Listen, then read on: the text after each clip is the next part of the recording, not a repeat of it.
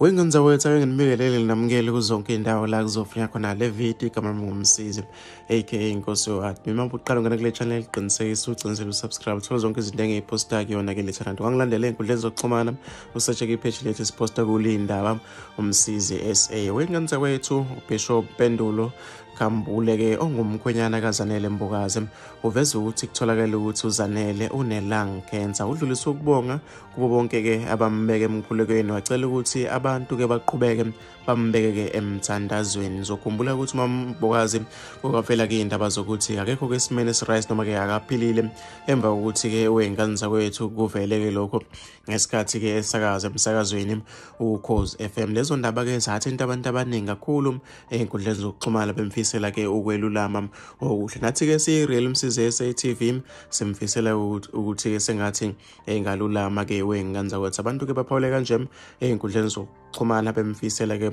ukuthi ke elulame ke wenganza kwethu. Mina ngizofisa ukuthi ngizwe uvo lwakho nombono wakho ukuthi wena ucabangani ngalolu daba. Hlangana lapha kwi-comment section.